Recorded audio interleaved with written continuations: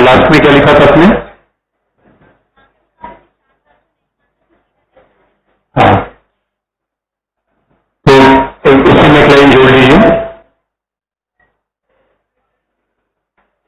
अच्छा,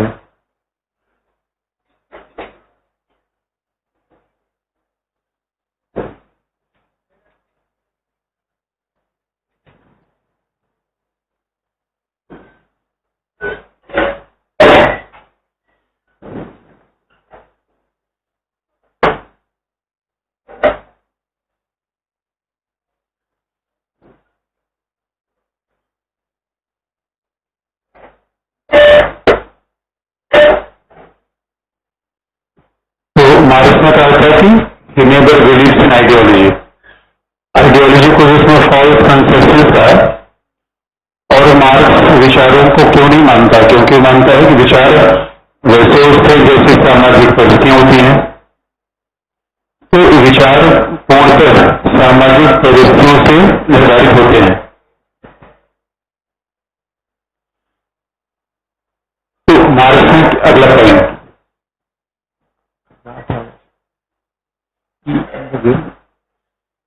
इससे नहीं है, ट्यूशन बंद कर दो।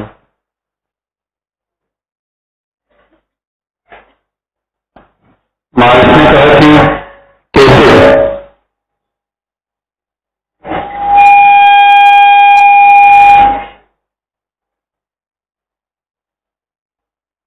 सामाजिक परिस्थितियां किस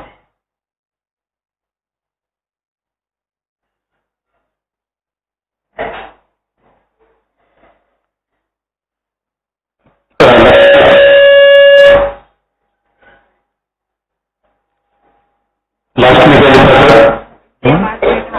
सामाजिक परिस्थितियां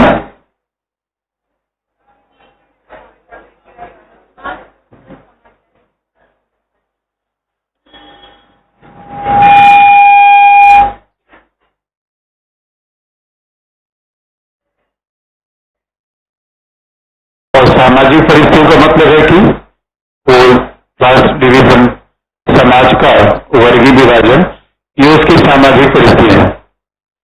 तो अगला इसमें जोड़ लीजिए कि मार्क्स ने कहा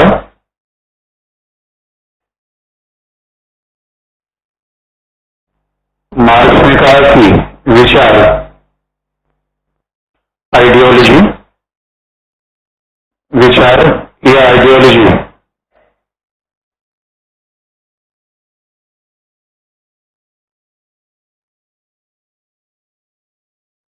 विचार और आइडियोलॉजी उन लोगों की देन है। Ideology is the product of class which is ruling over the society. विचार उन लोगों की देन है जिनका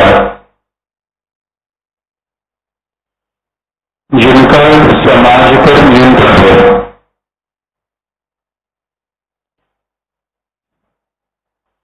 विचार उन लोगों की देन है जिनका समाज पर नियंत्रण है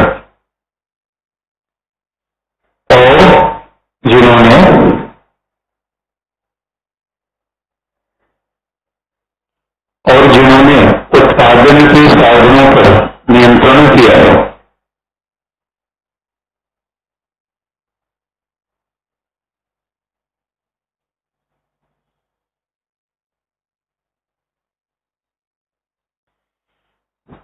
Ideologies is the creation of ruling class and it is dominated by those who are having control over the means of production। इस समाज में जो विचार होता है, जिसे विचार कौन देगा? शक्तिशाली वर्ग देगा। तो विचार और विचारधारा एक ही बात हो गई। Ideas and ideology, ideology of the set of ideas, that is ideology. जब हम विचारधारा कहते हैं, विचारों के समूह है। दिवस ठीक हो गया। तो आप देखेंगे कि मार्क्स ने हमेशा कहा कि विचारों का समूह विचारधारा है। तो विचार उसी का होगा जिसका शासन सत्ता पे नियंत्रण होगा। विचार इंडिपेंडेंट होता ही नहीं। इसी मार्क्स ने बार बार कहा कि social conditions determines the ideas, और इसलिए आप देखेंगे हर समाज में ideas, ideology, it is a product of social condition, it is not independent. और मार्क्स ने ये बात कही कि समाज में जो विचारधारा पैदा की जाती है तो रूलिंग क्लास क्या कहता है, it is beneficial for each and everyone, ये सभी के विकास के लिए है। यानी कुल मिलाकर इतने विचार हैं, डेमोक्रेसी क्या है, विचार है, व्यवस्थित नहीं है।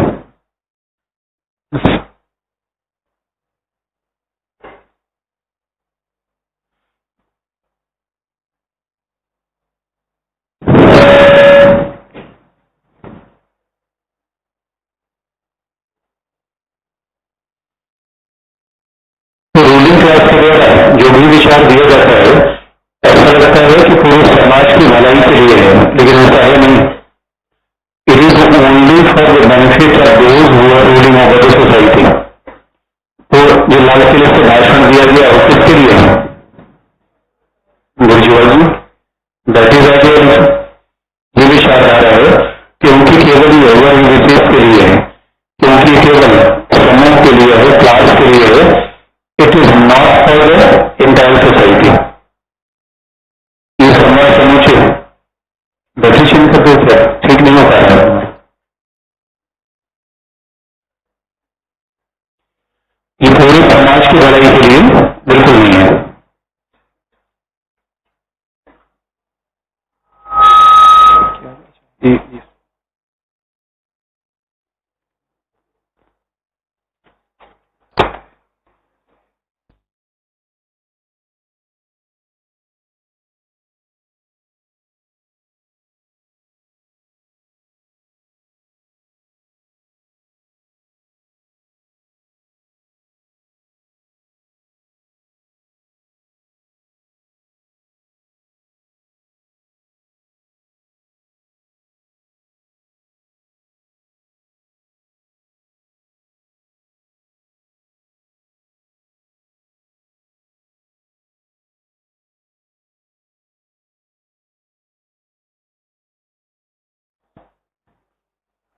ठीक है,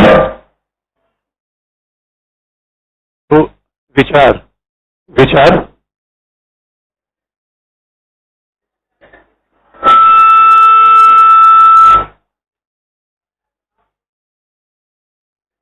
देखिए, विचार पूरे समाज की भलाई के लिए नहीं होता, बल्कि विचार किसके लिए है? It is only for the ruling class. इसी मार्क्स ने कहा कि डजंट बिलीव इन आइडियोलॉजी, और आइडियोलॉजी में विश्वास नहीं करता है, बल्कि वो वैज्ञानिक क्यों है? क्योंकि उसने हर चीज को कारण कार्य के द्वारा बताया कि क्लास होगा, प्राइवेट प्रॉपर्टी होगी तो स्टेट होगा, और क्लास और प्राइवेट प्रॉपर्टी नहीं होगी तो स्टेट नहीं होगा। हर चीज को उसने बड़ी साइंटिफिकली बताने का प्रयास किया है। इसलिए उसने कहा कि डजंट बिलीव इन आइडियोलॉजी। तो लोकतंत्र क्या है, वेलफेयर स्टेट क्या है, संविधानवाद क्या है? This is merely an ideology. ये सब विचारधारा है, और विचारधारा इसलिए आवश्यकता पड़ती है क्योंकि शोषण करना है। विचारधारा जैसे धर्म है, धर्म क्या है? विचार ही तो है। धर्म, कल्चर, धर्म, ये सब विचार है, और ये सब आर्थिक परिस्थितियों के परिणाम होते हैं। इसी मार्क्स ने कहा it is an instrument for exploiting the people. ये भी शोषण का एक तरीका है। इसलिए मार्क्स ने कहा कि नेबर बिलीव्स इन आइडियोलॉजी, क्योंकि अब आइडियोलॉजी की बात की जाए तो विचार की बात कहां पे है? समाज तो दो क्लास में डिवाइड है, society is divided into opposite classes.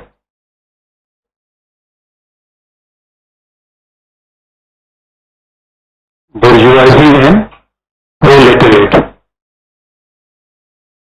समाज तो दो वर्गों में विभाजित है, अब इसमें विचार की कौन सी आवश्यकता है? अब इनके हाथ में they are controlling the entire means of production.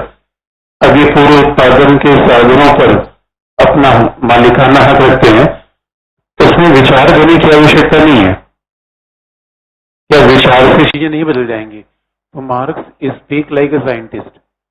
उसने वैज्ञानिक की तरफ अपनी बात कही, क्यों कह रहा है कि इनका इस पे नियंत्रण है, therefore they are controlling over the private property, इनका निजी संपत्ति पे नियंत्रण है और इसीलिए इन्हीं का नियंत्रण किस पे है, सरकार पे। कारण कार्य की व्याख्या करते हुए उसने सब बातें बता दी।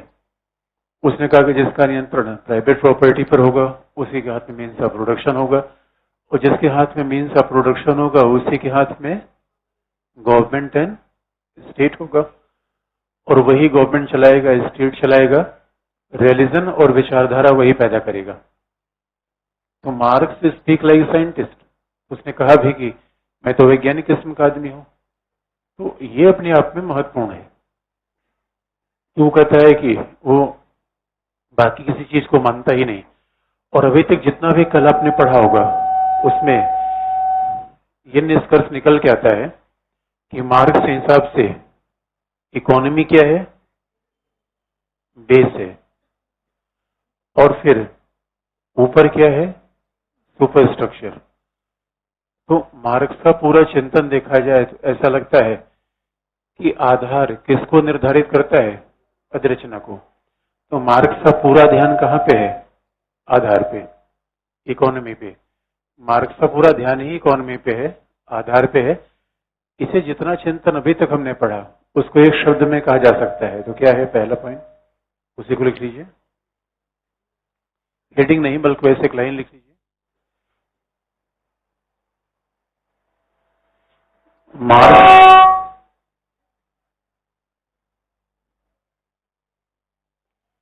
मार्क्स के समूचे विचार को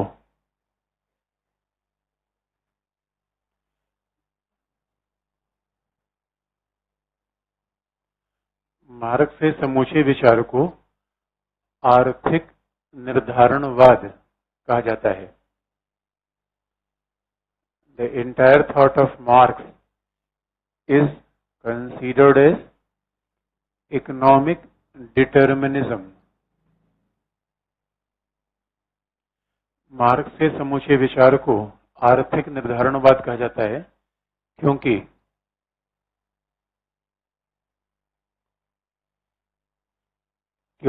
मार्क्स के विचार में अर्थव्यवस्था से ही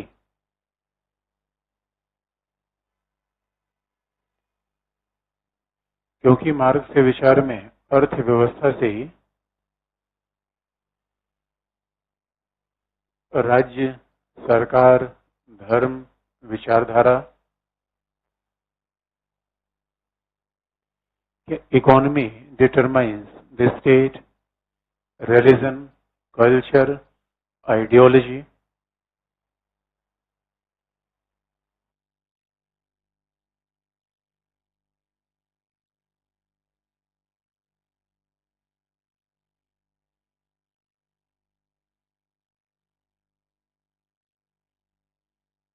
तो अर्थव्यवस्था से ही सब कुछ निर्धारित होता है, इसे कहते हैं आर्थिक निर्धारणवाद, economic determinism, where economy determines each and everything. इसलिए आप देखेंगे मार्क्स के विचार को जो भी हमने पढ़ा, इसे आप कह लीजिए बेस एंड सुपर स्ट्रक्चर का सिद्धांत, इसे कह लीजिए economic determinism. Economic determinism means economy determines state, economy determines religion, economy determines government, economy determines the culture, economy determines the ideology। इसे जो अभी तक हमने पूरा विचार पढ़ा उसको एक शब्द में कहा जाए तो मार्क्स के चिंतन का सेंट्रल पॉइंट क्या है, इकोनॉमिक डिटर्मिनिज्म, आर्थिक निर्धारणवाद। तो अब आप देखेंगे मार्क्स जिस तरीके से कारण कार्य की व्याख्या कर रहा है, क्या उसे वैज्ञानिक कहा जाए या न कहा जाए, वो हर जगह उसको आप देखेंगे, he speaks like a scientist. और वैज्ञानिक व्यक्ति हमेशा इंपेरिकल चीजों को ध्यान में रखता है, इकोनॉमी है, क्लास है, उसने ऐसा कुछ भी चीज नहीं कहा विच इज मिस्टिकल। भाई एक साइंटिस्ट का अध्ययन क्या होता है, which is very much visible, which can be observe. तो जो वैज्ञानिक अध्ययन होता है जिसको हम देख पाए, जिसको प्रमाणित कर पाए, तो मार्क्स ने हर जगह उसी तरीके का प्रयोग किया है। मार्क्स के विचार में फिलहाल तो मिस्टिसिज्म नहीं दिखता, लेकिन क्या वो वैज्ञानिक है या मानववादी है? Weather he is a humanist और साइंटिस्ट, क्या वो वैज्ञानिक है या मानववादी है, क्या कहें उसे? दोनों विचार उसका है। और एक बात आप याद रखिए, जब हम मार्क्स के नियमों को विज्ञान की तरह समझेंगे, उसमें थोड़ा सा जो समस्या आती है, ये उसमें समस्या आती है कि जैसे कि वैज्ञानिक ये समझते हैं कि पृथ्वी घूम रही है, तो पृथ्वी घूम रही तो क्या हम उसे रोक देंगे क्या? तो जब भी कहा जाता है कि when economy determines each and everything, और तब तो ऐसा लगता है कि उस साइंटिस्ट की तरह बोल रहा है, उसकी बातें वैज्ञानिक की तरह हैं। तो सवाल है कि उसमें मानव की भूमिका क्या है फिर? जब पूरी सृष्टि, जब पृथ्वी घूम ही रही है, तो हमें उस पृथ्वी के अनुसार चलना है या हम उसकी गति को चेंज कर देंगे? तो then a real question arises that whether, जब हम कहते हैं कि पूरा पूरा संसार ऐसे चल रहा है और उसने वैज्ञानिक की तरह व्याख्या कर दी, तो व्यक्ति की भूमिका क्या है, इस पर डिबेट है। लेकिन अब जरा हम लास्ट में देख लें, अभी तक हमने जितना भी विचार मार्क्स का देखा, वो तो सब अभी है कि व्यवस्था की आलोचना कैसे है, व्यवस्था को समझा कैसे जाए। व्यवस्था को बदलने का विचार तो इसने नहीं दिया। और मार्क्स इज रेडिकल, तो उसने क्या कहा, हमें दुनिया बदलनी है। तो आखिर में दुनिया बदले कैसे और पूंजीवाद का विनाश कैसे होगा, इसका उत्तर भी नहीं मिला। इसलिए अब अगला हेडिंग है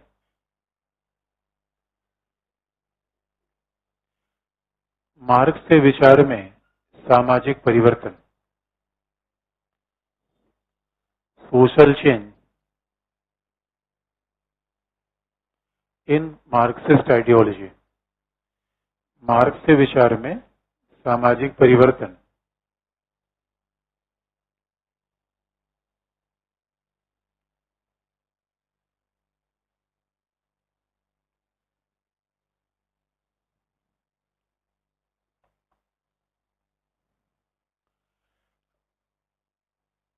एक बात तो पक्का है कि वो पूंजीवाद का विनाश करना चाहता था, लेकिन ये भी तरीका है कि वो अपने आप को स्कॉलर भी बताना चाहता था।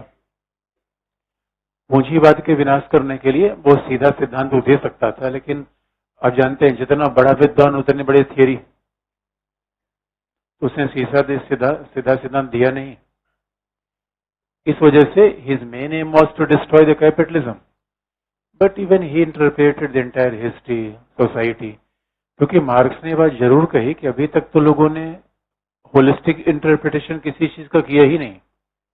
कोई राज्य का अध्ययन कर रहा है, कोई सरकार का अध्ययन कर रहा है, उसने कहा कि first there is need to understand society history. पहले समाज को देखो, पहले समाज के परिवर्तन को देखो, फिर इतिहास को देखो, फिर आप समझ पाओगे किस तरीके से हम समाज की व्याख्या कर पाए। उसका मूल उद्देश्य क्या था, पूंजीवाद का विनाश। वो किसी भी तरीके से कैपिटलिज्म को डिस्ट्रॉय करना चाहता था। अब उसको बड़ी ही वैज्ञानिक तरीके से उसकी व्याख्या कर दी उसने कि how we can destroy the capitalism. लेकिन कैपिटलिज्म का विनाश जो हुआ था, उसके पीछे का जो एज था, वो था फ्यूडल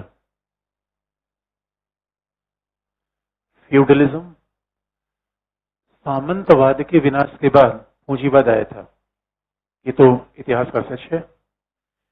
और मार्क्स ने इसी बात को बड़ी बारीकी से देखा।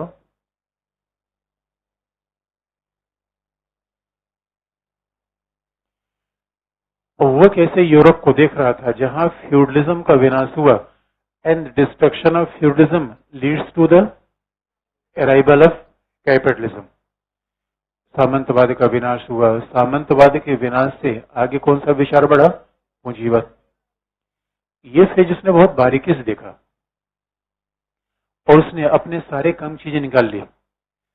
अगर सही मायने देखा जाए कि उसका मूल उद्देश्य था पूंजीवाद का विनाश करना है, और पूंजीवाद के विनाश के बाद एक थोड़े समय के लिए अवस्था आएगी, that is dictatorship of proletariat, सर्वहारा वर्ग का अधिनायकत्व, और जिसका फाइनल डेस्टिनेशन था दैट इज कम्युनिज्म, साम्यवाद। आपको याद होगा प्लेटो में भी हमने साम्यवाद की बात की थी, यहाँ भी साम्यवाद आ रहा है, इसलिए हमने प्लेटो के साम्यवाद को नहीं बताया, कंपैरिजन अपने आप हो जाएगा। तो अगर मान लीजिए कोई चीज हम छोड़ रहे हैं, इसका मतलब है कि आगे कहीं न कहीं उसका उत्तर आपको मिल जाएगा। बात आप देखिए, मार्क्सिस्ट चिंतन में केंद्र में दो ही चीज है, एक कैपिटलिज्म का विनाश कैसे होगा और क्या लाया जाएगा, कम्युनिज्म। सेंटर में दो ही पॉइंट है उसके, लेकिन उसने अपनी इसी व्याख्या को आगे बढ़ाने के लिए उसने हिस्ट्री कई स्टेजेस का निर्माण कर दिया। अदरवाइज मार्क्स का विचार बड़ा ही क्लियर कट था, पूंजीवाद को खत्म करके साम्यवाद को लाना है, लेकिन उसने अपनी व्याख्या को वैज्ञानिक बनाने के लिए बाकी चीजों का भी उल्लेख कर लिया। इसीलिए अगर कभी एग्जाम में इस तरीके की चीजें आ जाए तो हमें प्राथमिकता पता होना चाहिए, और किस चीज को हमें ज्यादा वेट देना है, किस चीज को कम वेट देना है, तो हमें ये पता होना चाहिए कि आखिर में जो व्यक्ति लिख रहा है उसका सेंटर कहाँ पे था, तो ये। तो कभी इतिहास की व्याख्या आ जाए तो आपको बाकी सब चीजों को शॉर्ट करना है, कहाँ पे एक्सटेंड करना है, यहाँ पे। अब ये विषय की समझ होती है, बाकी सब चीजों को कंप्रेस कर दीजिए। अब उसने इसी बात की व्याख्या के लिए उसने कहा भाई और भी स्टेज में बता दूं। उसके बाद था स्लेवरी, दास युग। उसके पहले था, सबसे जो पहला स्टेज था हिस्ट्री का, दैट वाज प्रिमिटिव कम्युनिज्म, आदिम साम्यवाद। जो पहला स्टेज था वो था प्रिमिटिव कम्युनिज्म या आदिम साम्यवाद।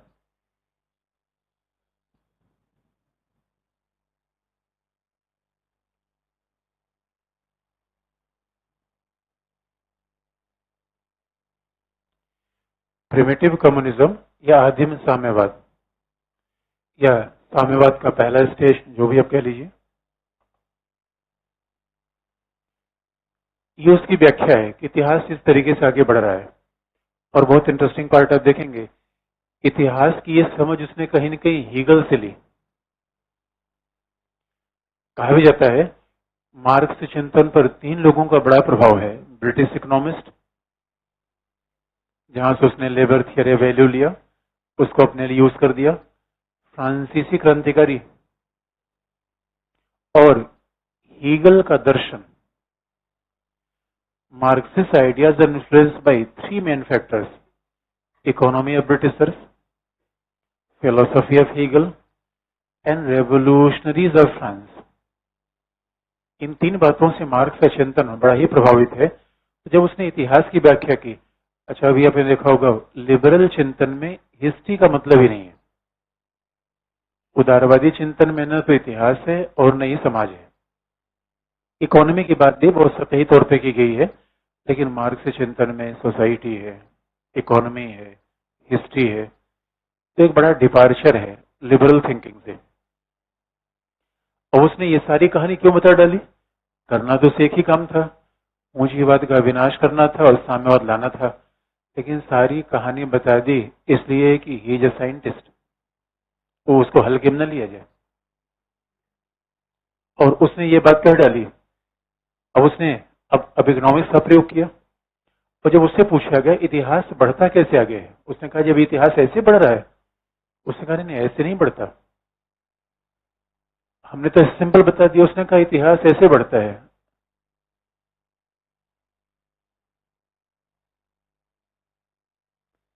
इस तरीके से इतिहास का सफर होता है, जिगजैग।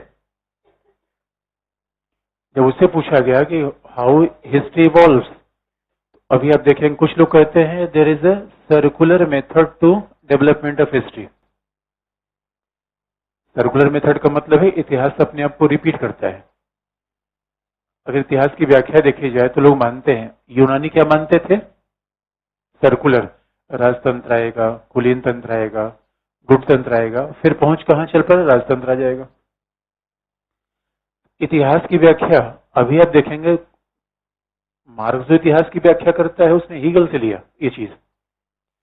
इतिहास की व्याख्या सर्कुलर नहीं होती। सर्कुलर का मतलब है कि ये इतिहास आया है, ये फेज आया है, ये फेज आया है, तीसरा है, चौथा है, फिर कहां पहुंच गए वहीं। ग्रीक लोग ऐसे ही मानते थे। इतिहास की दूसरी व्याख्या क्या होती है? लीनियर। एक स्टेज आया है, दूसरा, तीसरा, चौथा, ये आगे बढ़ते जाएगा, कभी रिपीट नहीं करेगा। मार्क्स ने इन दोनों को नहीं माना। मार्क्स इतिहास की व्याख्या क्या है? डायलेक्टिकल, द्वंदात्मक। वो इतिहास को रैखिक नहीं मानता, इतिहास आगे चला जाएगा तो कभी रिपीट नहीं करेगा। वो इतिहास को सर्कुलर नहीं मानता, इतिहास अपने आप को रिपीट करता है। मार्क्स ने इतिहास की व्याख्या कैसे की है? डायलेक्टिकल रूप में, द्वंदात्मक तरीके से। और इस डायलेक्टिकल पद्धति का प्रयोग पहली बार किसने किया था? हेगल। तो डायलेक्टिकल का मतलब क्या है? जैसे इतिहास अगर अपने आप को रिपीट करता है, तो एक एग्जाम्पल आपको बता दें फिल्मों से। 1960 के दशक की फिल्में देखिए, 60 और 70, 70-70, खास राजेश खन्ना की फिल्में, कोई फिल्म में झगड़ा नहीं, केवल लव स्टोरी। लव स्टोरी क्या है? एक विचार है। फिल्मों में स्टंट चलता ही नहीं था, और कभी कभी झगड़ा हो जाता था, राजेश खन्ना गुस्सा हो, दो चार लफा दे दिए किसी को, उतना ही, उतने में खुद ही परेशान हो जाते थे। अभी देखिए डायलेक्टिकल कैसे आगे बढ़ता है? पहले एक विचार आएगा, उसका जस्ट अपोजिट विचार आएगा। इतिहास की प्रगति ऐसी होती है। अब देखेंगे कि राजेश खन्ना की फिल्म में क्या थी? Love story. उसके बाद अमिताभ बच्चन आए, जूता से, लात से, जिससे मारा जा सकता है उससे मारा। लव स्टोरी का जस्ट उल्टा क्या होगा? Action movies. अमिताभ बच्चन कौन से हीरो बन गए? एक्शन। इतिहास की व्याख्या ऐसे होती है, दैट इज डायलेक्टिक। एक विचार का विरोधी विचार पहले आएगा, that is the method of dialectic. वही बात हीगल ने कही, पहले एक विचार आएगा, इसको किसी भी क्षेत्र में लागू कर लीजिए, पहले एक विचार आएगा, उसका विरोधी विचार आएगा। लेकिन इन दोनों विरोधी में ये अपोजिट है, फिर भी हम देखेंगे दोनों में कोई तो एलिमेंट ऐसा होगा जो सस्टेनेबल होगा। इन दो अच्छे विचारों का, खराब विचारों को हम छोड़ देंगे, the good element of both. तो जो पहला विचार आएगा उसे क्या कहेंगे? थेसिस, वाद। दूसरा विचार आएगा, उसको क्या कहेंगे? एंटीथेसिस, प्रतिवाद। इतिहास ऐसे आगे बढ़ता है, पहले एक विचार आएगा, फिर उसका विरोध होगा, उसके बाद क्या होगा? संवाद, सिंथेसिस। अभी सिंथेसिस किन लोगों ने किया? अक्षय कुमार। लव स्टोरी भी चलती है, हाथ पैर भी चल जाता है। अभी आप देखेंगे उसके बाद हमारी फिल्मों में, पहले पुरानी फिल्में देखिए, विलन का रोल अलग था, कोई कॉमेडियन अलग होता है। अब हमारी सारी फिल्मों में एक ही व्यक्ति हीरो विलन भी बन जाता है, कॉमेडियन बन जाता है, मारपीट भी कर लेगा, तो ये क्या होगा? सिंथेसिस। इतिहास इसी तरीके से आगे बढ़ता है, समाज भी, इतिहास भी, फैशन भी। फैशन भी इसी तरीके से आगे बढ़ता है। पहले हमारे यहाँ लोग, पहले तो हम देखते थे गांव वगैरह में, ये हाथ पे लोग पता नहीं क्या क्या क्या करवाते थे,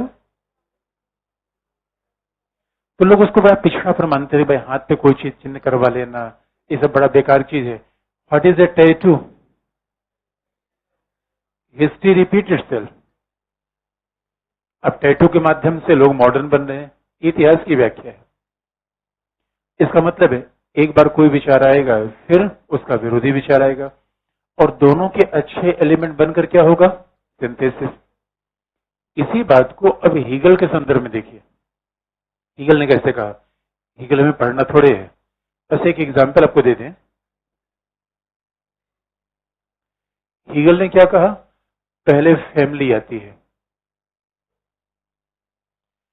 फैमिली के बाद फिर सिविल सोसाइटी आती है,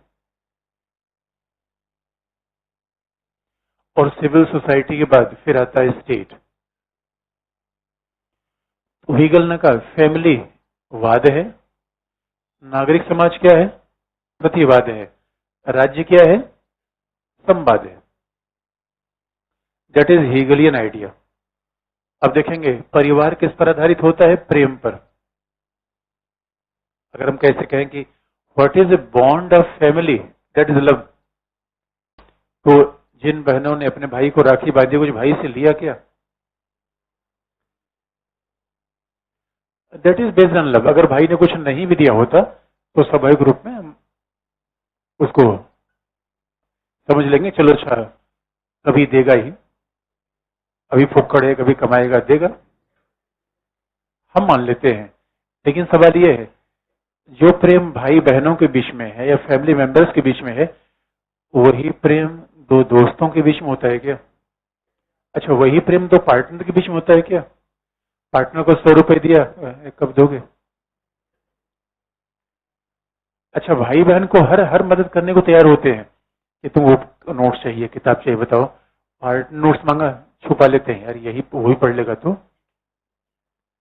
पहले तो कई कई ऐसे स्टूडेंट आते थे, अब इस क्लास में तो ऐसे नहीं है, क्योंकि मैं जो आपके आंसर व्हाट्सएप पे डालता हूँ तो पहले मैं पूछ लेता हूँ उस व्यक्ति से कि मैं आपका आंसर यूज कर सकता हूँ, ये सबके फायदे के लिए हो जाएगा, उनका नुकसान तो नहीं होगा। फिर भी कंसेंट इज इम्पोर्टेंट। आपने पढ़ा है हॉब्स? डेमोक्रेसी में पहले क्या होना चाहिए? कंसेंट। टीचर भी डिक्टेट नहीं कर सकता, कंसेंट। तो जो कंसेंट देंगे उनका व्हाट्सएप पे हम डाल देते हैं। तो सिविल सोसाइटी क्या है? कंपटीशन पे चलता है, ये लव पे नहीं चलता। नागरिक समाज में हर जगह प्रतिस्पर्धा है, हर जगह अपना फायदा है, इसलिए लव का जस्ट अपोजिट क्या है? फायदा।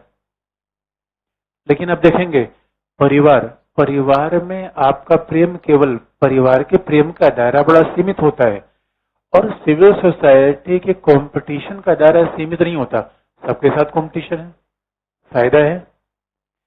इन दोनों का सिंथेसिस क्या होगा? राज्य। तो हीगल ने कहा, हीगल के इतिहास का सर्वोच्च विकास क्या था? राज्य। और ये थीसिस, एंटीथीसिस, सिंथेसिस तब तक चलेगा जब तक इतिहास का सर्वश्रेष्ठ विकास नहीं हो जाएगा। अब आप कहेंगे भाई हमें हीगल से क्या मतलब है? मार्क्स की बात भी हम करेंगे। और याद रखिए, हीगल से पूछा गया कि भाई ये बताओ, हमने तो मान लिया तुम्हारा मेथड है डायलेक्टिकल, लेकिन इतिहास बढ़ कैसे रहा है? यहां से यहां आया, यहां से आया। डायलेक्टिकल तो मेथड है। आखिर में इतिहास का फंडामेंटल एलिमेंट क्या है? समाज का मूल तत्व क्या है जिससे इतिहास आगे बढ़ रहा है, समाज आगे बढ़ रहा है? तो हीगल ने कहा आइडिया, ईश्वर, गॉड, यूनिवर्सल स्पिरिट, जो भी कह लीजिए। तो हीगल ने माना ये दुनिया आगे कैसे बढ़ती है? विचारों से। हीगल क्या मानता था? इतिहास की व्याख्या, समाज की व्याख्या, how we can interpret society, state, that is through idea. विचारों से इतिहास बढ़ता है, विचारों से समाज बढ़ता है, आइडिया हो गया। इसे जो हमने इतिहास की व्याख्या ऐसे आपको दिखाई है वो ऐसे है नहीं, वो इस तरीके से है, वो डायलेक्टिकल है। और जब हम इतिहास की द्वंदात्मक व्याख्या करते हैं तभी क्या कहलाता है? Dialectical materialism. और जब इतिहास की यही द्वंदात्मक व्याख्या डायलेक्टिकल मैटेरियलिज्म है। अब सवाल है इससे मार्क्स ने क्या सीखा? मार्क्स ने कहा हीगल बाबा ये तक तो तुम सही बोल रहे हो कि थीसिस होता है, एंटीथीसिस होता है, सिंथेसिस होता है, यहां तक तुम सही हो। मार्क्स ने डायलेक्टिक्स किससे लिया? हीगल से। लेकिन कहा क्या? हीगल तुम सर के बल खड़े हो। क्यों सर के बल खड़े हो? Because idea dictates the development of history. Marks की इतिहास की व्याख्या क्या है? पहले पूंजीवाद आएगा, वाद है। थीसिस क्या है? कैपिटलिज्म। एंटीथीसिस क्या है? Dictatorship of प्रोलेटरेट।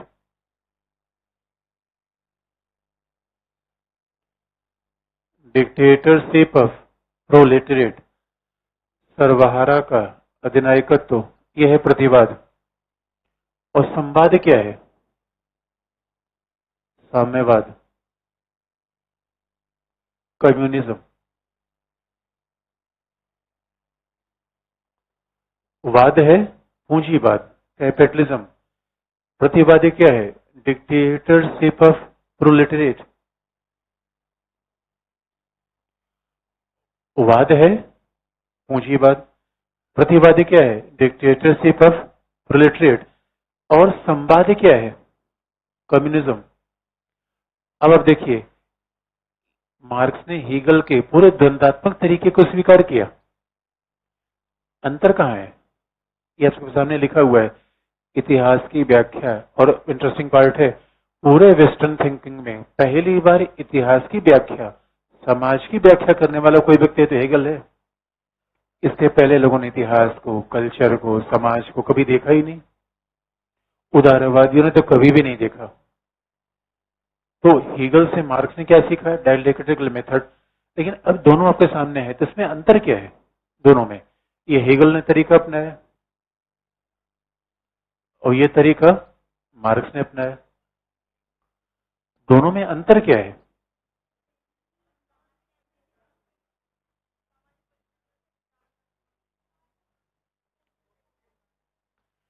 यहां देख के बता रहे हैं, रटी रटाई बात बता रहे हैं? यहां देख के बताइए, तो मैं समझूंगा कि अपने विचार समझा।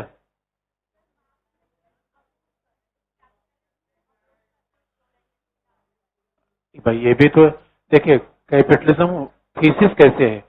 कैपिटलिज्म में कुछ लोगों का शासन होता है, थीसिस। एंटीथीसिस, सर्वहारा वर्ग के अधिनायकत्व में बहुमत का शासन होता है, एंटीथीसिस। साम्यवाद में कोई शासन ही नहीं होगा, सिंथेसिस। अब देखिए, मैं फिर पूछ रहा हूं, दोनों में क्या अंतर आपको दिख रहा है? क्या क्या बताया आपने?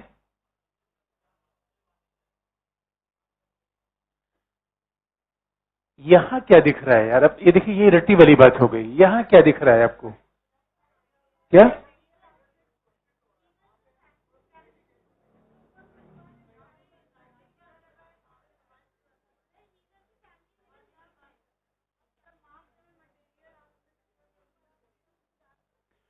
भाई एक बात तो साफ दिख रही है कि मार्क्स मैटेरियलिज्म में विश्वास करता है, विचार नहीं है। पहला अंतर तो यही है कि मार्क्स के विचारों में, मार्क्स के पूरे चिंतन में material factor, economic factor is the primary. क्योंकि कैपिटलिज्म इकोनॉमी, ये इकोनॉमी, ये इकोनॉमी, ये अंतर है। अब वो ध्यान से देखिए, हीगल के इतिहास की, अब देखिए ये रटे हुए समझे हुए विषय में फर्क होता है। मैं बार बार ही बात करता हूं, हम कई बार विषय को रट लेते हैं और जैसा जब आप उसी घूम फिर के हम देते हैं। और मुझे यकीन है कि जो भी आपने जवाब दिया है दैट इज मेमोराइज्ड। मैं बार बार कर रहा हूं, लिखा क्या है? इतिहास की सर्वोच्च, इतिहास का सर्वोच्च विकास राज्य है। ध्यान देने की बात है। इसलिए हेगल ने क्या कहा? State is the March of God on earth. यहाँ इत राज्य का विकास होगा, जर्मन राष्ट्र राज्य जाएगा, इतिहास खत्म हो जाएगा। यहाँ राज्य के रूप में है, साम्यवाद के रूप में है। इसे याद रखिए, राष्ट्रवादी हेगल का सहारा लेते हैं, मार्क्सवादी नहीं। इसलिए मार्क्सवाद में वैसे भी concept of nationalism is not there. राष्ट्रवाद मार्क्स क्या मानता है? ये विचार ही तो है, विचारधारा है। पूरा का पूरा नेशनलिज्म अपने आप में एक आइडियोलॉजी है, विचारधारा है। और राष्ट्रवाद का विचार आप समझ सकते हैं किसके फायदे के लिए है। इकोनॉमिक कंडीशन तो आप बदल नहीं रहे हो और हमसे आपको अपेक्षा करते हो कि हम राष्ट्रीय भक्ति दिखा दें, राष्ट्रगान दिखा दें। इसलिए मार्क्स में आप देखेंगे दो ही तो की डिफरेंस है। बाकी जो चीज आप बता रहे हैं, अरे दोनों डायलेक्टिकल को मानते हैं। वाद प्रतिवाद संवाद दोनों का तरीका है। वाद प्रतिवाद संवाद को हीगल ने हर जगह यूज किया, मार्क्स में भी यूज कर सकते हैं। जैसे कि आप देखते हैं कि मान लीजिए कोई एक सीड लीजिए, गेहूं का दाना। गेहूं का दाना आपने बोआ तो गेहूं का दाना खत्म हो गया, तब उसके बाद उसमें अंकुरण होता है। उसके बाद जब गेहूं की बाली आती है तो उसमें दाना भी आ गया, बाली भी आ गई, लेकिन एक दाने से 1000 दाना बन गया। वाद प्रतिवाद संवाद आप कहीं भी लगा सकते हैं, अंतर बेसिक दो ही है हीगल में। इसलिए हीगल ने कहा, इसलिए मार्क्स ने कहा कि हीगल सर के बल खड़ा है, क्योंकि हीगल क्या मानता है? ईश्वर इतिहास की व्याख्या आगे बढ़ा रहे हैं, आइडिया। मार्क्स ने ईश्वर आइडिया को माना ही नहीं. Material factor means a production and relation of production. ये इतिहास को आगे बढ़ाने वाला एलिमेंट है. ये नहीं, इतिहास की जो व्याख्या हमने यहाँ ऐसे लिख दी है वैसा ये मानता नहीं. इनकी इतिहास की व्याख्या क्या है? वाद प्रतिवाद संवाद. एक ही एलिमेंट का प्रयोग करके, इसलिए कहा गया मार्क्स ने हीगल का दर्शन लिया. मार्क्स ने हीगल का दर्शन लिया. What is the philosophy of Marx? Dialectical materialism. Dialectical materialism. और मार्क्स से पूछा भी गया, यार तुम ये मानते हो कि दुनिया भौतिकवादी है, तो फिजिक्स से इस दुनिया का अध्ययन क्यों नहीं कर लेते? मार्क्स ने फिर इसकी बात की. क्योंकि बात ध्यान देखिए, हॉब्स वाज मेटलिस्ट और नॉट? हॉब्स भौतिकवादी था या नहीं था? Hobbes was also materialist. और हॉब्स ने उसके लिए फिजिक्स का प्रयोग किया, ज्योमेट्री का प्रयोग किया. तो मार्क्स से पूछा गया, यार तुमने फिजिक्स का प्रयोग क्यों नहीं किया? Why you are using dialectics? उसने कहा, देखो फिजिक्स का प्रयोग मैं करता तब फिजिक्स से उन वस्तुओं का अध्ययन होता है जो स्टैटिक होती है, लेकिन समाज और इतिहास बदलता रहता है. इसीलिए इसके लिए फिजिक्स के बजाय कौन सा तरीका सही है? डायलेक्टिक्स. दूसरी बात, शायद ये फिलोसफर गलती भी मार्क्स की है या उसकी विशेषता भी है. हॉब्स ने कहा था कि दुनिया भौतिकवादी है, लेकिन भौतिक दुनिया में गति कहां से आती है? बाहर से. Just like a physics believe.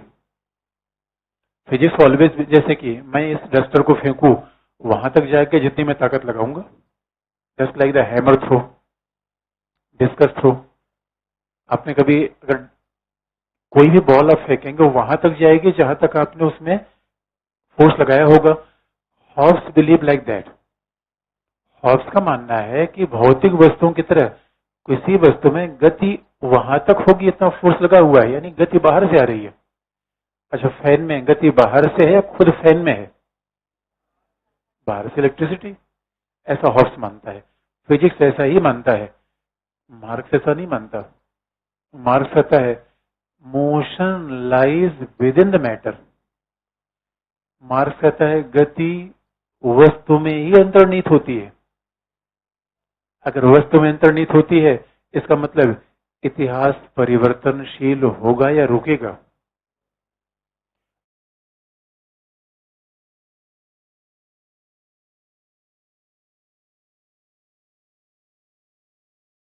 जब motion lies with in the matter, यदि इसमें एक समस्या है, फिर फैन न कभी चलेगा न कभी रुकेगा, हमेशा चलता रहेगा. फैन कभी रुकेगा नहीं, क्योंकि मोशन तो उसमें खुद ही है.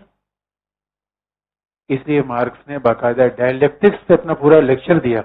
उससे कहा, no, my dialectics is different from the physics. यदि उस पर सवाल उठाया गया, ठीक है, इसका मतलब है मार्कर में गति स्वयं है, ये रुकेगा नहीं, हमेशा चलता रहेगा, तो मेरे हाथ में कैसे आएगा? ये तो भाग जाएगा. अगर इसमें स्वयं की गति होती, भाग जाता. फैन कभी रुकता ही नहीं, दुनिया कभी स्थिर नहीं होती. मार्क्स से पूछा गया, ठीक है, अगर भौतिक वस्तुओं में गति होती है, इतिहास का अंतिम स्टेज क्या होगा? उसने कहा कम्युनिज्म. लोगों ने कहा, भाई भौतिक वस्तु यहाँ रुक कैसे गई? यहाँ रुकी कैसे? तो आप जानते हैं कि हर विचारक कोई न कोई पर्पज को लेकर आगे बढ़ता है. उसमें तमाम विसंगतियां हो सकती हैं, लेकिन what is more important? Destruction of capitalism. अब देखिए, दो चीजें हमने देख ली. मार्क्स ने पहला इकोनॉमिक्स कहां से ली? इंग्लैंड से. फिलोसफी कहां से ली? हीगल से. और जब हम फिलोसफी का शब्द का प्रयोग करते हैं, यानी इसेंस ऑफ थॉट, उसके थॉट का इसेंस क्या है? What is substance of thought, that is a philosophy. मूल तत्व क्या है, बेसिक आइडिया क्या है, that is a philosophy of marks. ये मार्क्स की फिलोसफी है. तो यहाँ पे मार्क्स ने ये बात बता दी. तो इकोनॉमिक्स हो गया, हिस्ट्री हो गया. तीसरा उसने क्या लिया? फ्रांस से क्रांति. तभी तीनों को मिला के इतिहास की व्याख्या करेंगे. अगला तीसरा,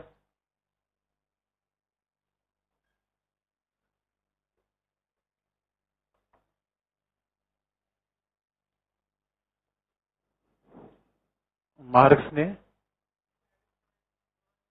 हाँ, हेडिंग वही रहेगी। हम इतिहास की व्याख्या समझने के लिए ये बेसिक बातें हमने बता दी। इतिहास जैसे हमने लिखा वैसे नहीं चलता है। इतिहास कैसे चलता है? कूद कूद के। अच्छा, आपने चेस खेला है? चेस आपने खेला है कि नहीं? तो उसमें घोड़ा कैसे चलता है? ये क्या है? ढाई कदम है ये। तो हीगल ने कहा भगवान कूद कूद के चलते हैं। मार्क्स ने कहा अरे उल्लू, भगवान नहीं है, मैटर चलता है। अच्छा, एक बात याद रखिए, अगर मैटर खुद चलता है भगवान की आवश्यकता अपने आप खत्म हो जाती है। बहुत ध्यान देने की बात है। इसलिए भौतिकवादी भगवान को नहीं मानता। अगर हम और ईश्वरीय व्यक्ति भगवान क्यों मानता है? क्योंकि चलाने के लिए कोई तो चाहिए। भाई धरती चल रही तो कोई चलाने वाला है। जैसे फैन चल रही चलाने वाला है, धरती चल रही, there should be some creator. तो जब हमने मान लिया कि भौतिक वस्तु खुद ही चल रही है तो there is no need of external force like God. ईश्वर की आवश्यकता वैसे ही खत्म हो जाती है। इतिहास जब अपने चल रहा है, ईश्वर की आवश्यकता क्या है? थर्ड पॉइंट, अगला पॉइंट लिख लीजिए कि मार्क्स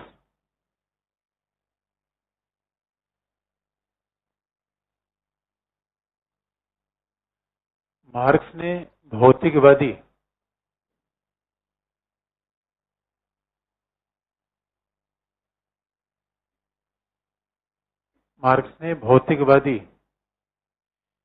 विचार फायरबाख से भी लिया।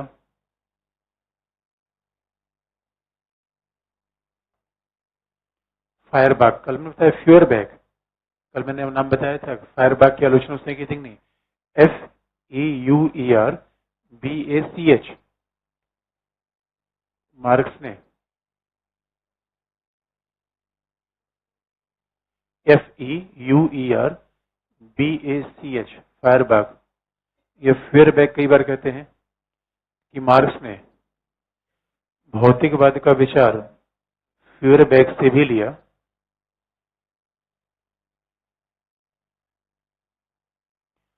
परंतु उसने कहा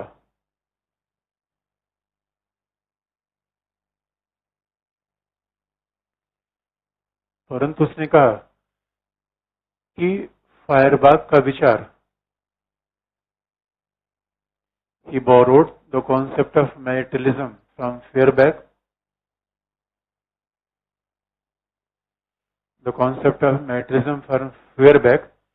परंतु उसने कहा कि फ्यूरबैक या फायरबाख का भौतिकवाद, इसको हटा दें, ये वाला, ठीक है। But he said that the materialism of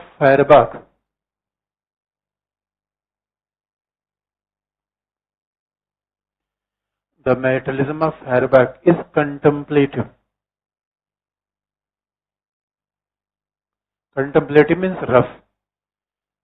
फेयरबैक का भौतिकवाद भद्दा भौतिकवाद है, गंदा भौतिकवाद है। परंतु उसने कहा कि फायरबाख का भौतिकवाद गंदा है, भद्दा है। But he said that the materialism of Feuerbach is contemplative, is rough.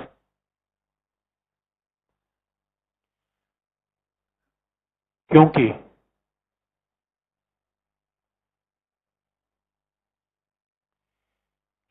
फेयरबैक ने माना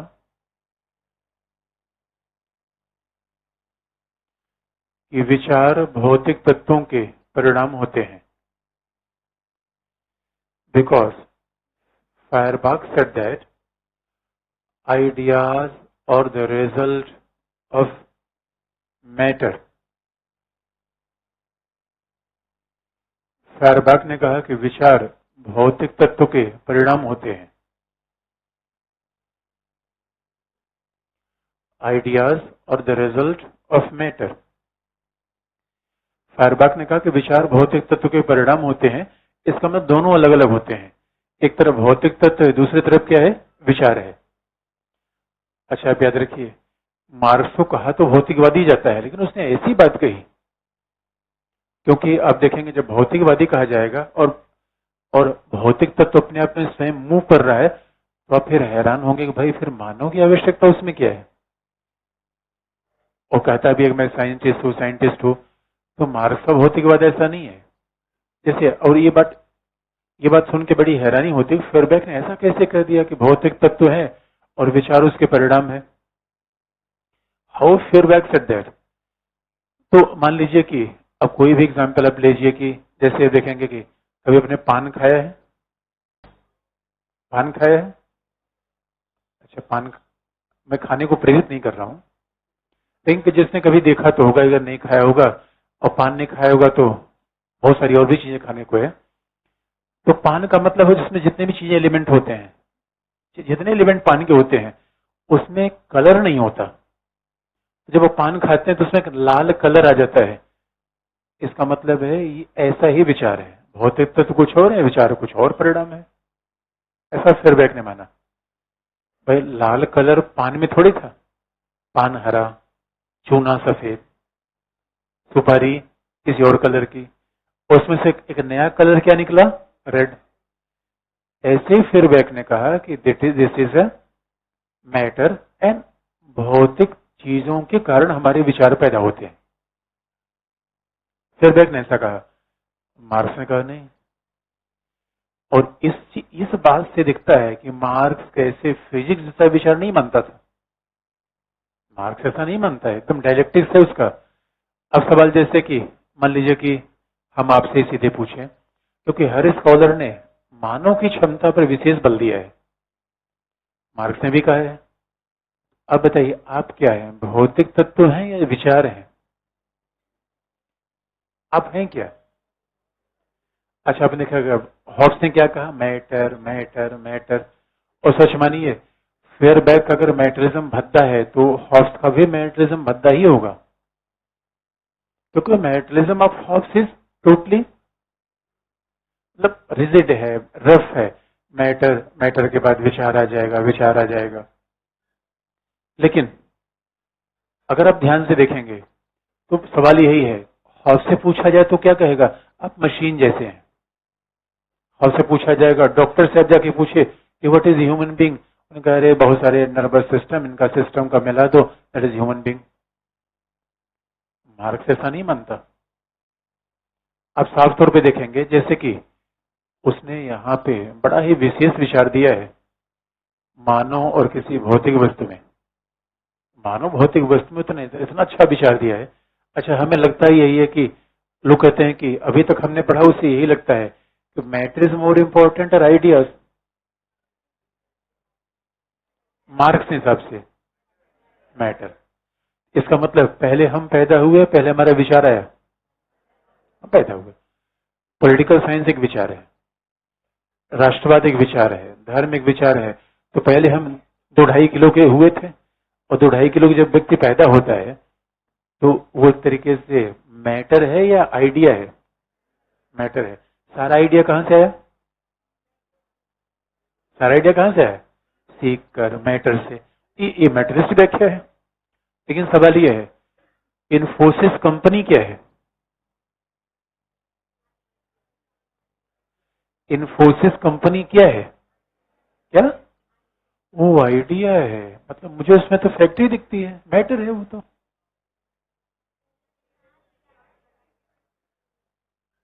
इसका मतलब है मैटर विचार पैदा करता है या विचार मैटर को प्रभावित करता है? इसलिए बहुत बड़ी बात है। आप याद रखिए, मार्क्स ने इसीलिए कहा कि मार्क्स ने कहा फिजिक्स जैसे चिंतन मत रखिए, और मार्क्स ने कहा कि जिससे मुझे इस तरीके से समझा वो भी इनकरेक्ट है। मार्क्स ने कहा ऐसे में समझने की आवश्यकता ही नहीं है। मूल मुद्दा क्या है कि मैटर और विचार के बीच कारण कार्य का संबंध नहीं होता है, डायलेक्टिकल होता है। विचार मैटर को प्रभावित करता है एंड मैटर इम्पैक्ट आइडियाज। अब याद रखिए, समाज को बदलने का विचार तो आना चाहिए। मार्क्स खुद इस बात का प्रमाण था। अगर मैटर विचार को प्रमाणित करता तो उसे स्वाभाविक तौर पर फिर तो बड़ी गरीबी में था, बड़ी गरीबी में था तो उसका जीवन अपने अर्थ के लिए चलना चाहिए था, वो समाज के लिए क्यों सोच रहा था? इसलिए आपको याद दिला दें, मार्क्स ने कहा है कि मैटर और विचार अलग अलग नहीं होते, but there relation is dialectical. यही फिजिक्स और डायलेक्टिक्स का बेसिक डिफरेंस है। फिजिक्स मानता है कि विचार अलग है, मैटर अलग है। मार्क्स ऐसा नहीं मानता, जो अपने जीवन से बहुत सारा देख लीजिए। कैसे विचार दुनिया को प्रभावित करता है, इसका सबसे बड़ा एग्जाम्पल हमें इन्फोसिस का बताया। इन्फोसिस को फैक्ट्री के रूप में देखेंगे तो मैटर है, उसके पहले विचार भी तो आया। An idea can change the life, और मार्क्स ने ऐसा माना। इसी बात को आप लिख लीजिए।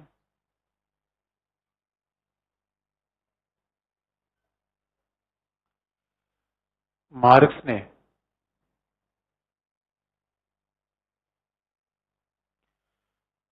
समाज और इतिहास की व्याख्या करते हुए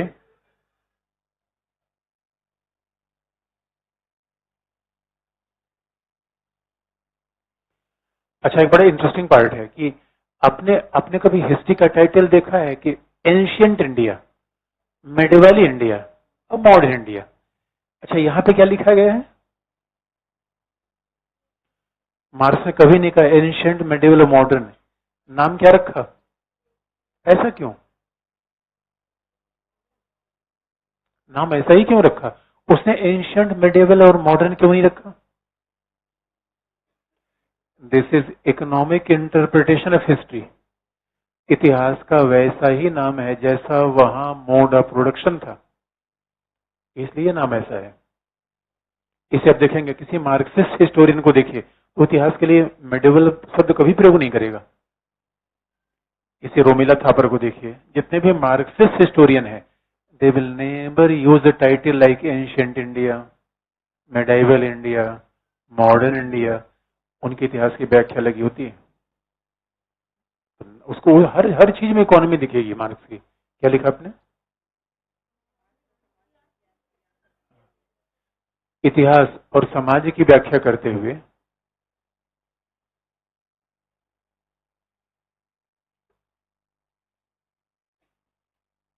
भौतिक तत्वों को महत्व दिया। Material factors are important. भौतिक तत्व का मतलब economic. Material factors are important for interpreting the society and history. समाज और इतिहास की व्याख्या करते हुए भौतिक तत्वों को अत्यधिक महत्व दिया।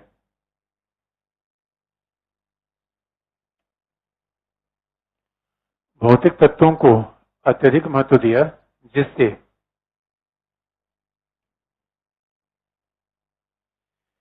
जिससे यह प्रतीत होता है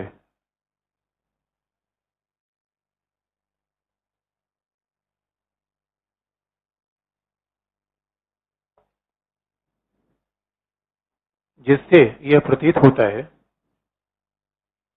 कि मार्क्स का विचार वैज्ञानिक है, which justify that Marx is a scientist. Any Marx utilized the material factors and which justify that he is a scientist. जिससे ऐसा लगता है कि वैज्ञानिक उसकी व्याख्या है। और इसी प्रकार उसने इतिहास के विभिन्न चरणों की व्याख्या की।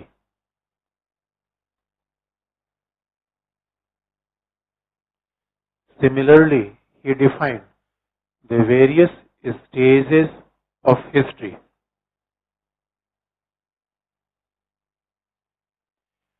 Similarly, he defined the various stages of history.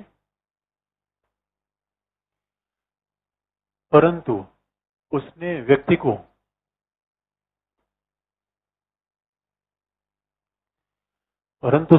को हॉब्स की भांति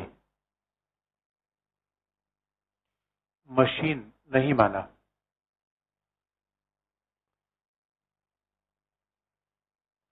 Unlike Hobbes, he never accepted individual is like a machine. उसने हॉब्स की भांति व्यक्ति को मशीन नहीं माना, यंत्र नहीं माना। Unlike Hobbes, he never believed that individual is like a machine. अपितु अपितु चेतनशील विचारवान व्यक्ति कहा, अपितु चेतनशील विचारवान व्यक्ति कहा। But human being are having the consciousness and inspire from the ideas. So human being is having consciousness, therefore he is a doer. Doer underline. मानव चेतनशील है, इसीलिए वह मानव चेतनशील है, इसलिए वह विभिन्न वस्तुओं का निर्माण करता है। Therefore he is a doer.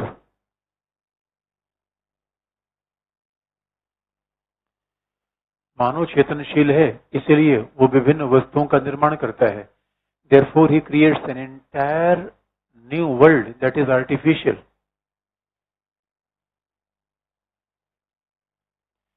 Therefore he creates an entire new world that is artificial,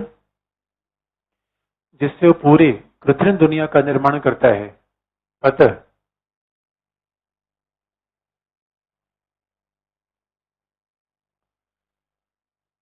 भौतिक तत्व और विचार के बीच का संबंध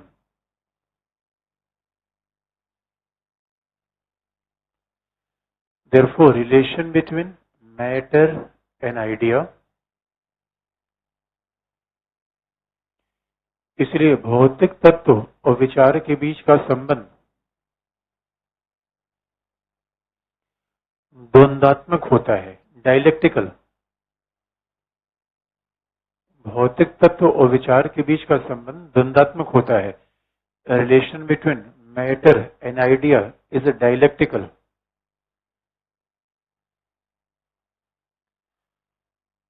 भौतिक तत्व और विचार के बीच का संबंध द्वंद्वात्मक होता है। अच्छा, बड़ा इंटरेस्टिंग, इसी बात को जैसे चाहे समझ लें। अच्छा, ये लिख लीजिए, इसीलिए marks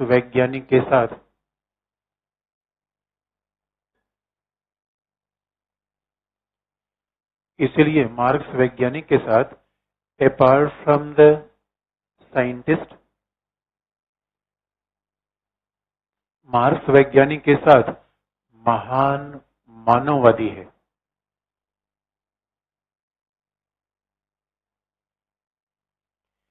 marks is a great humanist. Marks वैज्ञानिक के साथ महान मानववादी है और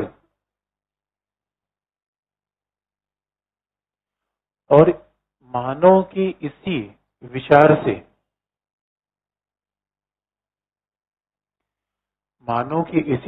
से पूंजीवाद का विनाश किया जाएगा। Consciousness of human being is responsible for the destruction of capitalism. मानव के इसी विचार से पूंजीवाद का विनाश किया जाएगा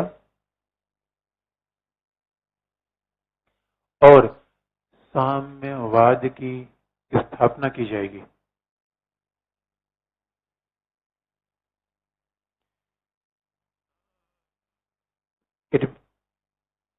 Because of that consciousness of human being, capitalism will be destroyed and communist society will be the future of society.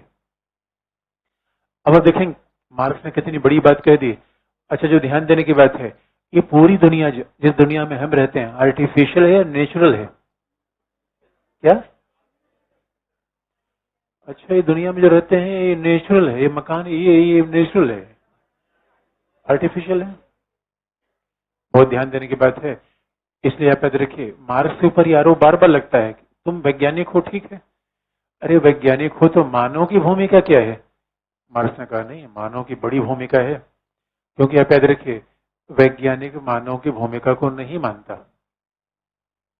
अब साइंस का मतलब क्या है? वो कहे भाई यूनिवर्सल लॉज है, ये बताए मार्कर आप फेंकिए या मैं फेंकूं, नीचे ही तो आएगा, यूनिवर्सल लॉ है। साइंस ऐसे विश्वास कर लेगा।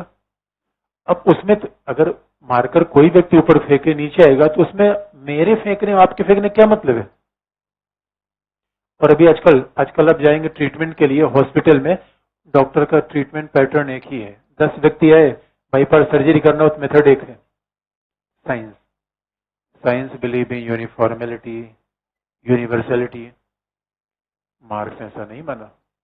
मार्क्स ने कहा नहीं, विचार बड़ा महत्वपूर्ण है। और उसने कहा पशु और मानव में यही तो अंतर है।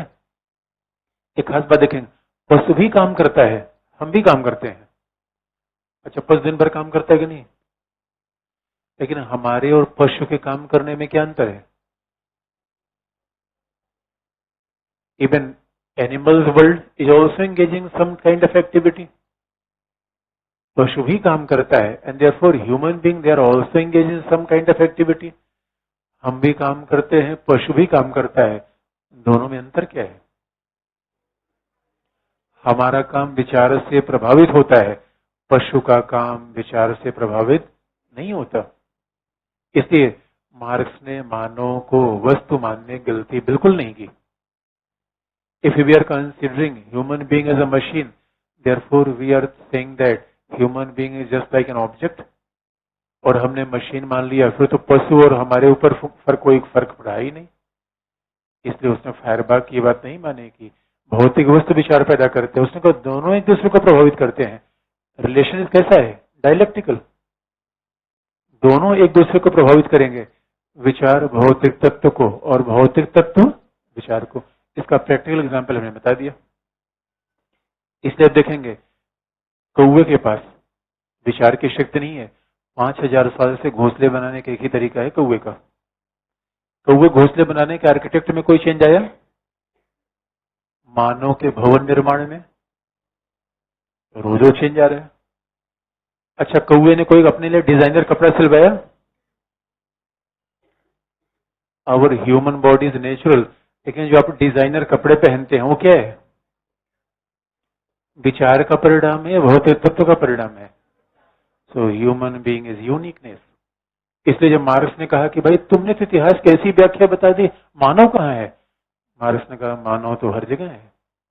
इसलिए जब ये इंटरप्रिटेशन आता है कि मार्क्स वैज्ञानिक है, वैज्ञानिक याद रखिए, वैज्ञानिक में व्यक्ति के विशेष की विशिष्टता खत्म हो जाती है। Scientific rule believe in universality, they never accept the uniqueness of human being. लेकिन जब मानववादी कहा जाएगा तो ना भौतिक वस्तु नहीं, बल्कि मानव की चेतना, मानव का विचार दुनिया को ये प्रभावित करता है। इसे हम मार्क्स को ये समझ लें कि मानव का इतिहास में कोई उतरोल है ही नहीं, इतिहास तो आगे बढ़ता जाएगा। मार्क्स ने कहा नेबर, मेरे कहने का मतलब कभी नहीं था। यह लोगों ने गलत तरीके से समझ लिया। इसीलिए मार्क्स ने कहा भी है इस बात को। जब उसके ऊपर आलोचना लगी कि वो उसके ऊपर बहुत आलोचना हुई, लोगों ने कहा ये देखो मार्क्स से बेकार का आदमी, केवल इकोनॉमी केवल इकोनॉमी केवल इकोनॉमी को माने जा रहा है। ऐसे कोई समाज की व्याख्या होती है? ऐसे इतिहास की व्याख्या होगी? ऐसे राज्य की व्याख्या होगी? तो मार्क्स ने कहा अरे भाई किसने कहा कि मैं केवल इकोनॉमी को मानता हूं? उसने कहा नहीं, लोग तो यही बता रहे हैं तुम केवल इकोनॉमी को मानते हो। उसने कहा ऐसा बिल्कुल नहीं है, मैं सभी फैक्टर को मानता हूं। इसका जवाब उसके दोस्त एंजल्स ने भी दिया उसकी डेथ के बाद, उसने खुद दिया। इसे मार्क्स के चिंतन में विचारों की अवहेलना नहीं है। ऐसा नहीं सब चीज मैटर, इकोनॉमी इकोनॉमी इकोनॉमी, वो उसकी गलत व्याख्या है। तो लास्ट में पॉइंट आप लिख लीजिए।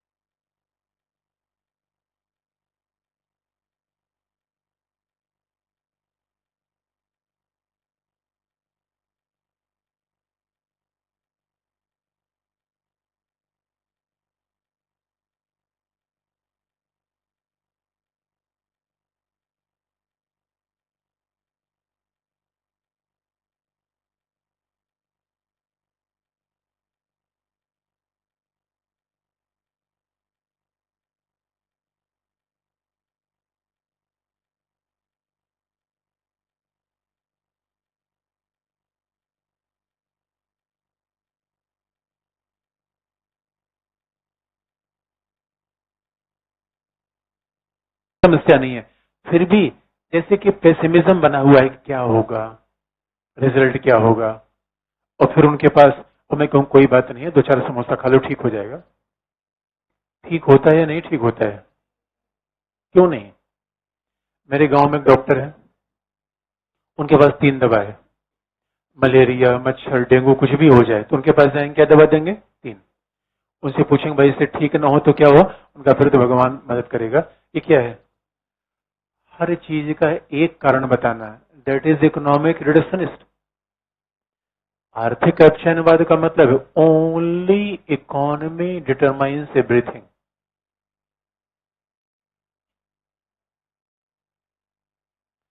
Only economy, nothing else.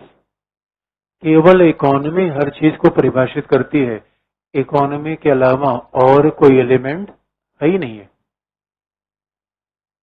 इतिहास की व्याख्या कैसी होगी? केवल, बात ध्यान रखिए, केवल, केवल का मतलब है बाकी किसी चीज का कोई महत्व नहीं है, धर्म का, कल्चर का। तो आलोचक क्या कहते हैं? मार्क्स आर्थिक अपक्षयवादी है। ओनली, जैसे अपने कहावत सुनी है, भाई 3 ही दवा होनी चाहिए, कई दवा होनी चाहिए। जैसे अपने कहावत है, भूखा बंगाली भात भात, बंगाली ऑलवेज प्रिफर मच्छी भात। अरे मच्छी भात के अलावा भी तो कोई खाना हो सकता है। लेकिन आप याद रखिए, जब कहा गया कि मार्क्स इकोनॉमिक डिटर्मिनिस्ट है, तो मार्क्स ने क्या कहा? Economy is a primary, other factors are also important. Economy महत्वपूर्ण है, तो मार्क्स ने कहा कि हमारे कहने का मतलब है अर्थव्यवस्था एक मात्र कारण नहीं है, अर्थव्यवस्था प्राथमिक है। अर्थव्यवस्था, इकोनॉमी इज अ प्राइमरी, दोनों बातों में फर्क है। अर्थव्यवस्था का प्राथमिक महत्व है, अर्थव्यवस्था ही एक मात्र कारण नहीं है।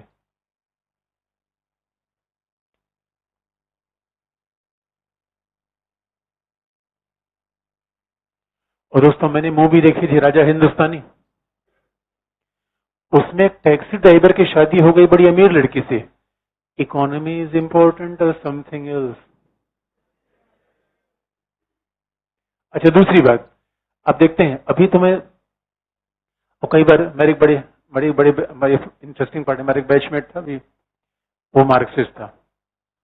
मार्क्सिस्ट था, सच में इकोनॉमिक कंडीशंस की बहुत खराब थी, और यूनिवर्सिटी में स्कॉलरशिप देने के लिए इंटरव्यू होना शुरू हुआ, तो प्रोफेसर उसमें बैठे थे और उसको वास्तविक तौर पर स्कॉलरशिप की आवश्यकता थी, और कुछ ऐसा इंटरव्यू में मार्क्स की बात चल पड़ी।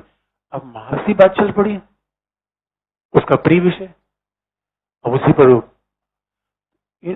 प्रोफेसर ने कहा रही तुम तो नेता हो, तुम्हें स्कॉलरशिप की आवश्यकता नहीं है। उसको स्कॉलरशिप नहीं मिली जबकि जरूरत उसी को थी। यानी याद रखिए, इकोनॉमी हमारा, हम अब देखिए जीवन में कई बार इकोनॉमी तो ठीक ठाक है, स्पिरिट खत्म हो गई, मोटिवेशन खत्म हो गया, तो जीवन में इन सब चीजों का तो महत्व होता है, धर्म का, कल्चर का। हर जगह आपको एटीएम मदद नहीं करेगा, कई बार भगवान भी सहारा देते हैं।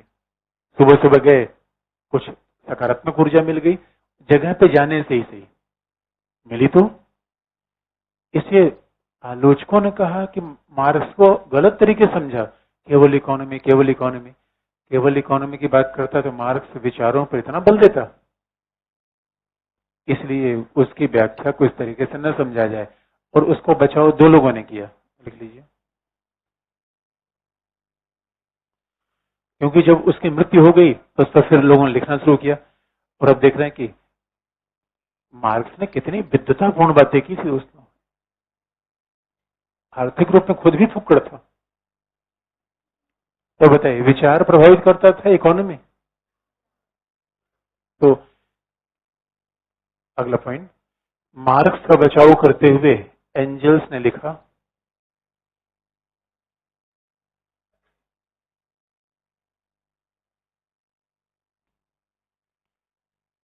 कि मार्क्स का बहुत बड़ा दोस्त था, मार्क्स की मृत्यु के बाद उसकी मृत्यु हुई, therefore angels defended the Marx। और एंजल्स ने कहा कि मार्क्स ने कभी भी आर्थिक कारणों को एकमात्र कारण नहीं माना। For marks, economy is not only factor, economy is not only factor which determines each and everything. अर्थव्यवस्था को एकमात्र कारण नहीं माना।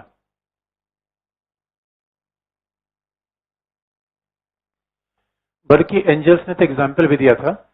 एंजल्स ने कहा था कि यूनानी समय में आर्ट और कल्चर का विकास इतना ज्यादा था कि आर्ट एंड कल्चर का विकास इतना ज्यादा था कि इकोनॉमी का विकास उस तुलना में नहीं था। इसलिए इकोनॉमी से हर चीज डिटरमाइन होती है, ठीक नहीं है। और दूसरा काल आप देखेंगे, जैसे भारत का तो बड़ा एग्जाम्पल है, वो ध्यान से आपने देखा होगा, यूपी बिहार में कुछ तुलनात्मक रूप में गरीबी है। आपने कभी कारण जाना क्यों? बहुत से और कारण है। एक उसका फिलोसॉफिकल कारण बता दें, वैचारिक कारण। वैचारिक कारण यह है कि धर्म का प्रभाव आवश्यकता से अधिक है और चिंता क्या, कम खाए बनारस मरे। मोक्ष की चिंता है, भौतिक उत्थान की नहीं है। और हमने कितना बड़ा फर्क देखा यूपी बिहार में। आप जाके देखिए, 60 साल का व्यक्ति हो गया, कोई काम नहीं करेगा। पंजाब में जाके देखिए, व्यक्ति बूढ़ा है, चल नहीं पा रहा है, काम करेगा वो। यही फर्क है। यानी याद रखिए, विचार भी गरीबी पैदा करते हैं। अब कैसे कहें economic factor is more important.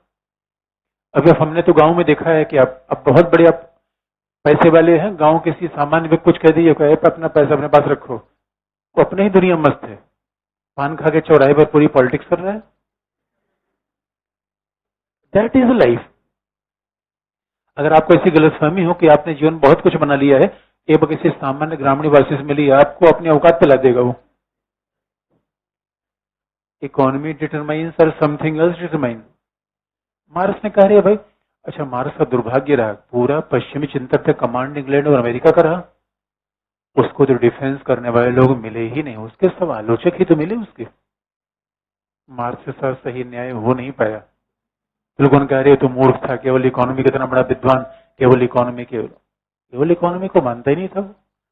उसका दूसरा बचाव अल्थुसर ने किया। 9 मार्क्सवादी हैं। अगला,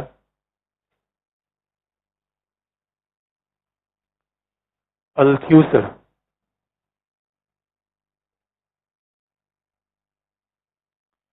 ALTHUSSER।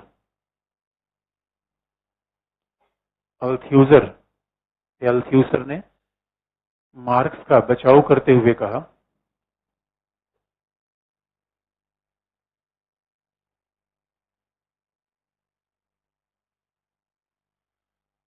ने मार्क्स का बचाव करते हुए कहा, अल्थ्यूसर ऑल्सो डिफेंडेड मार्क्स। अल्थ्यूसर ने मार्क्स का बचाव करते हुए कहा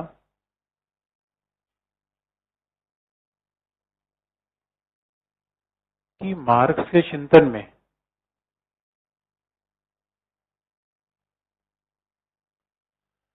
अर्थव्यवस्था के अलावा अनेक तत्वों का महत्व है।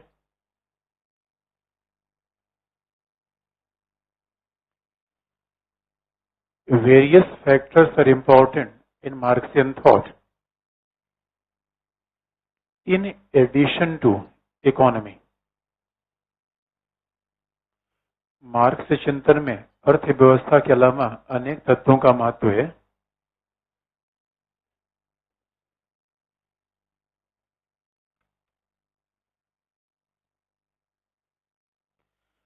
मार्क्स के चिंतन में अर्थव्यवस्था के अलावा अनेक तत्वों का महत्व है।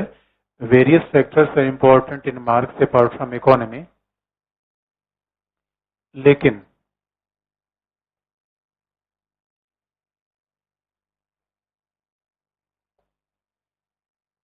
लेकिन नहीं, बल्कि और लिख दीजिए। और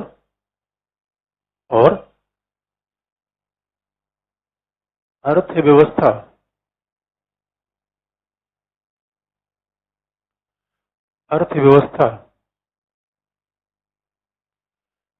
प्राथमिक है, economy is important. Economy is important अर्थव्यवस्था प्राथमिक है, लेकिन अनेकों बार ऐसा होता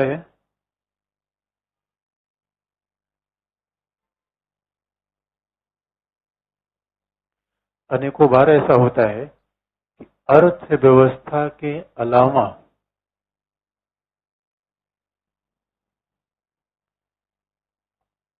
various times it happens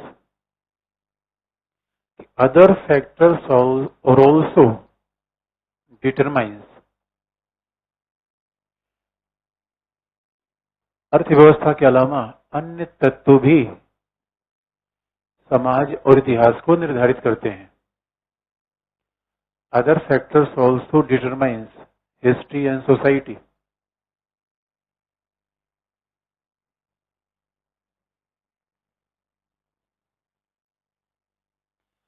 Other factors also determines history and society. देखिए अल्थ्यूजर ने कितना सही शब्द का चयन किया. उसने कहा देखिए दो चीजें होती हैं, एक डिटरमाइनिंग, दूसरा क्या होता है डोमिनेटिंग. एक है निर्धारणवादी, दूसरा है प्रभुत्ववादी. डिटरमाइनिंग क्या है इकोनॉमी. डोमिनेटिंग क्या है अलग अलग समय पे अलग अलग हो सकती है. जैसे अगर मान लीजिए हमारा प्रीलिम्स एग्जाम लटक गया हो, उस समय इकोनॉमी डिटरमाइन करती है कुछ और. अब मान लीजिए कि बाकी एग्जाम्पल नहीं देंगे. Determining and dominating. और मान लीजिए कि कई बार ऐसा होता है जैसे धर्म के प्रभाव में व्यक्ति वो काम कर जाता है जो इकोनॉमी के प्रभाव में नहीं कर पाता. और कई बार विचारधारा में ऐसे व्यक्ति काम कर जाता है कि मैं तुम्हारे लिए ताजमहल दे दूंगा, देगा ना देगा बेचारा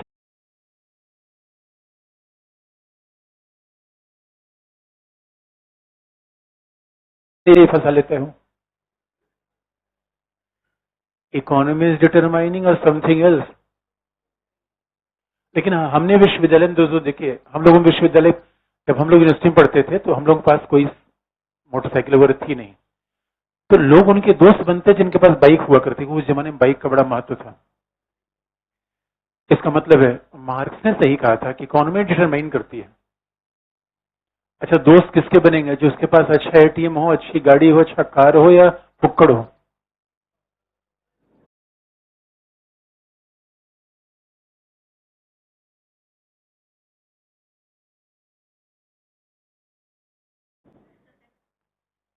तो कई बार आप देखेंगे डिटरमाइनिंग में भी इकोनॉमी, बट डोमिनेटिंग में भी कल्चर टू, रिलीजन टू. जीवन के अलग अलग फेज में अलग अलग चीजों का प्रभाव होता है. बुढ़ापे में इकोनॉमी प्रभावित करती है कुछ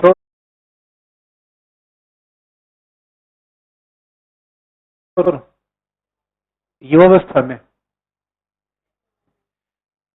पढ़ाई का नुकसान हो रहा है फिर भी कहीं और लगे हुए हैं. इकोनॉमी इज नॉट ओनली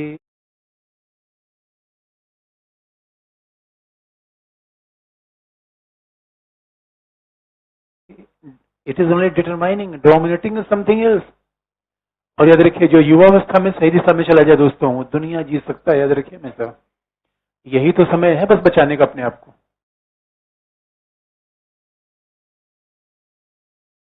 अपने आप को युवावस्था में भावनाओं पर नियंत्रण कर लिया वो पूरी दुनिया जीत लेगा. और जिसने युवावस्था में भावनाओं पर नियंत्रण नहीं किया वो पूरी दुनिया को भावनात्मक बना देगा, कुछ भी बन जाएगा. तो जीवन तो आपके हाथ में, जैसा चाहे वैसे शेप दीजिए. मेरा वो कहने का पर्पज नहीं है, लेकिन मार्क्स का बचाव वैसे ही लोग करते हैं. तो मार्क्स की इतनी आलोचना करना ठीक नहीं है. लेकिन अभी इतिहास की व्याख्या कैसी होगी अगला, अभी इतिहास की व्याख्या कैसी होगी. अभी तक तो हमने उसके इर्द गिर्द जो चीजें थी वो बता दी. अच्छा क्योंकि याद